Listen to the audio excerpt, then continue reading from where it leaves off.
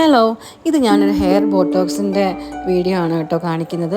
ഇതിപ്പോൾ ഞാനൊരു 3 ടൈംസ് എങ്കിലും ഈ കുട്ടിയുടെ മുടി ഞാൻ തന്നെയാണ് ട്രീറ്റ്മെൻറ്റ് ചെയ്തിട്ടുള്ളത്.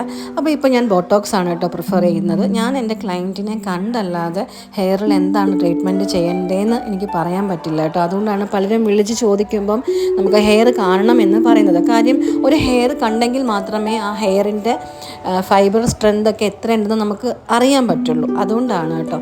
അപ്പം ഞാനിപ്പോൾ ഇതിന് ബോട്ടോക്സ് ആണ്.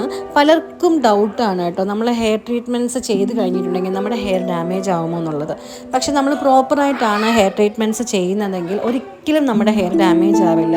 ഒന്നാമത്തെ കാര്യം, നമ്മൾ പലരും ഷോപ്പിൽ പലരും വരുമ്പോൾ പലരും ഇങ്ങനെ കംപ്ലയിൻറ്റ് പറയും ഹെയർ ഫോൾ ആണ്, അതാണ് ഇതാണെന്നൊക്കെ. പക്ഷേ അവരോട് യൂസ് ചെയ്യുന്ന പ്രോഡക്ട്സ്, ഷാമ്പൂവും കണ്ടീഷണറും ഏതാണെന്ന് ചോദിച്ചാൽ ഏറ്റവും വേഴ്സ് ആയിട്ടുള്ള ഷാമ്പൂ ആയിരിക്കും ഞാൻ പലരും യൂസ് ചെയ്യുന്നത് പറയുന്നത്. എൻ്റെ ഈ ഒരു 18 വർഷത്തെ എക്സ്പീരിയൻസിൽ വളരെ കുറച്ച് ആൾക്കാർ മാത്രമാണ് പ്രൊഫഷണൽ ഷാമ്പൂവും കണ്ടീഷണറും യൂസ് ചെയ്യുന്നത് ഞാൻ കേട്ടിട്ടുള്ളത്. കൂടുതലും ആൾക്കാർ ഈ ഹെർബൽ ആണെന്നും പറഞ്ഞും അല്ലെങ്കിൽ ഗൾഫിൽ നിന്ന് കൊണ്ടുവരുന്ന ടൈപ്പ് അതങ്ങനത്തെ കൂടുതലും അങ്ങനത്തെ സാധനങ്ങളാണ് യൂസ് ചെയ്യുന്നത്. അത് കൂടുതലും നമുക്ക് ഹെയർ ഡ്രൈ ആവാനും ഹെയർ ഡാമേജ് ആവാനും ഒക്കെ റീസൺസ് കൂടുതലാണ്. ബിക്കോസ് അതിനകത്ത് കെമിക്കൽ കണ്ടൻസ് ഒരുപാട് കൂടുതലാണ്. അപ്പോൾ നമുക്ക് ആദ്യം നമ്മുടെ പ്രോഡക്ട്സ് തന്നെ ചേഞ്ച് ചെയ്യുമ്പം നമ്മൾ ഹെയർ ട്രീറ്റ്മെൻറ്റ്സ് ചെയ്ത് കഴിയുമ്പോൾ, ഇപ്പോൾ എൻ്റെ ക്ലയൻസിനാണെങ്കിൽ ഞാൻ സ്ട്രിക്റ്റായിട്ട് പറയും, നിങ്ങൾ ഈ പ്രോഡക്ട്സ് തന്നെ യൂസ് ചെയ്താൽ മതി.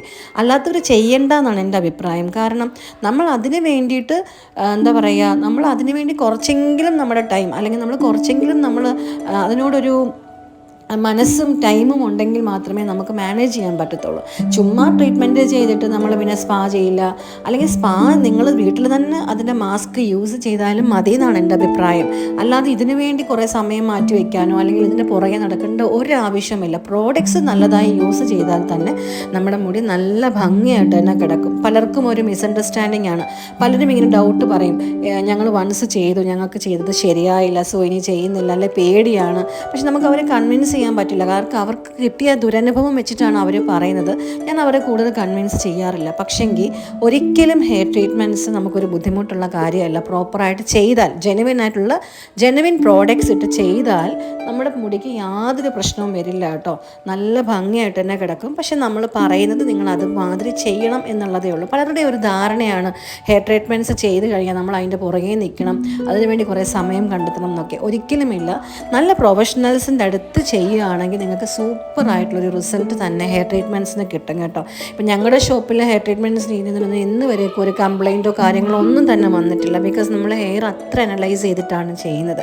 ഒത്തിരി പേര് ഡൗട്ട് എന്നോട് ചോദിക്കുന്നത് കൊണ്ടാണ് കേട്ടോ ഞാനിങ്ങനെ ഒരു ലോങ് ഒരു വോയിസ് വീഡിയോ തന്നെ ചെയ്യുന്നത്. ഒത്തിരി പേരിട്ട് പറയാറുണ്ട് ഇതുപോലത്തെ ഒരുപാട് പ്രശ്നങ്ങൾ വന്നിട്ടുണ്ട്, അത് കാരണം പേടിയാണെന്നൊക്കെ. അങ്ങനെ പേടിക്കേണ്ട യാതൊരു കാര്യവുമില്ല. നിങ്ങൾക്ക് വിശ്വാസമുള്ള, ഇനി നാളെ ഒരു കംപ്ലയിൻറ്റ് വന്നാലും നിങ്ങൾക്ക് ധൈര്യമായിട്ട് പോയി പറയാൻ പറ്റണം, എൻ്റെ മുടി ചെയ്തിട്ട് ഇങ്ങനെ ഒരു പ്രശ്നമുണ്ട്. അപ്പോൾ അത് പരിഹരിക്കാനുള്ളൊരു ഒരു കാലിബറും കൂടെ ഉള്ള ഒരു പ്രൊഫഷണൽസിൻ്റെ അടുത്ത് നിങ്ങൾ പോയി ഹെയർ ട്രീറ്റ്മെൻറ്റ് ചെയ്യുകയാണെന്നുണ്ടെങ്കിൽ യാതൊരു പ്രശ്നവും നിങ്ങൾക്ക് വരില്ല എന്നൊരു 100% ഉറപ്പ് ഞാൻ തരാം. നമ്മുടെ ഷോപ്പിൽ ഒത്തിരി ഹെയർ ട്രീറ്റ്മെൻറ്റ്സ് ഉണ്ട് കേട്ടോ. ബോട്ടോക്സ് ചെയ്യാറുണ്ട്, കെരാറ്റിൻ ചെയ്യാറുണ്ട്, സ്മൂതനിങ് ചെയ്യാറുണ്ട്, നാനോപ്ലാസ്റ്റിയ ഒക്കെ തന്നെ ചെയ്യാറുണ്ട്. പക്ഷേ അത് ഹെയർ നോക്കി മാത്രമേ ചെയ്യാറുള്ളൂ. അപ്പോൾ നിങ്ങൾക്ക് എന്തെങ്കിലും എൻക്വയറീസോ അല്ലെങ്കിൽ എന്തെങ്കിലും ഡൗട്ട്സോ എന്തെങ്കിലും കാര്യങ്ങൾ ഹെയറിനെ സംബന്ധിച്ചോ ഹെയർ ട്രീറ്റ്മെൻറ്റിനെ സംബന്ധിച്ചോ ഉണ്ടെങ്കിൽ എന്നെ കോൺടാക്റ്റ് ചെയ്യുക. Okay, thank you so much.